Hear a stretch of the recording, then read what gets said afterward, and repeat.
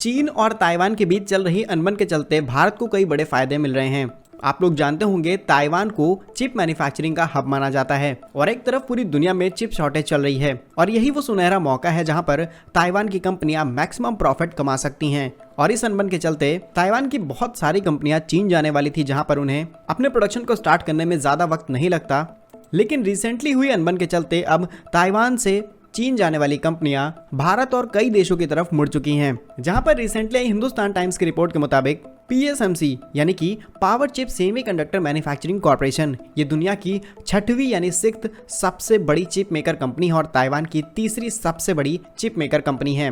और अब PSMC ने डिसाइड किया है कि वो भारत के अंदर अपने प्लांट स्थापित करने जा रहे हैं जहां पर स्पेशली चिप मैन्युफैक्चरिंग को बढ़ावा दिया जाएगा। इस कंपनी की एक टीम ने रिसेंटली गुजरात का दौरा किया।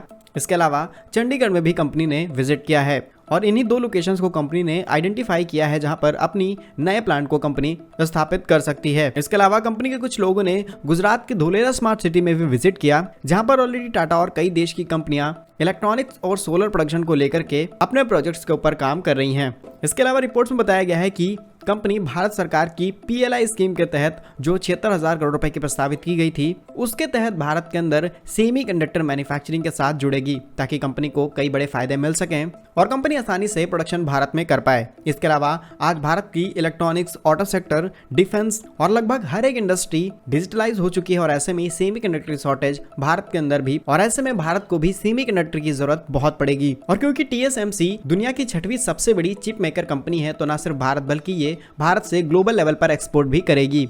और जैसा कि वीडियो की शुरुआत में हमने आपको बताया कि ये कंपनीज के लिए सुनहरा मौका है अपने प्रॉफिट को मैक्सिमम करने के लिए, लेकिन भारत के सिंगल विंडो सिस्टम में काफी ज्यादा देरी हो रही है जिसके चलते बहुत कम चांसेस है कि ये कंपनी भारत में अपनी यूनिट की स्थापना करेगी। आप लोग जानते होंगे सिंगल विंडो सिस्टम की मदद से कंपनी को बहुत सारे पेपर वर्क से नहीं गुजरना पड़ता है बल्कि एक ही विंडो की मदद से उन्हें लैंड, इलेक्ट्रिसिटी, वाटर हर एक चीज की सप्लाई का अप्रूवल डायरेक्टली मिल जाता है। तो आप लोग इस छोटा सा सवाल है क्या पूरे भारत के अंदर सिंगल विंडो सिस्टम को जल्द से जल्द अप्रूव किया जाना चाहिए? अपनी राय कमेंट बॉक्स में जरूर लिखेगा। भारत का सही यूजफुल इन्फॉर्मेटिव वीडियोस पाने के लिए हमारे YouTube चैनल को सब्सक्राइब जरूर कर लीजिए। मिलेंगे हम आपको एक नई और इंटरेस्टिंग वीडियो में, तब तक के लिए वंदे मातरम। भारत माता की जय।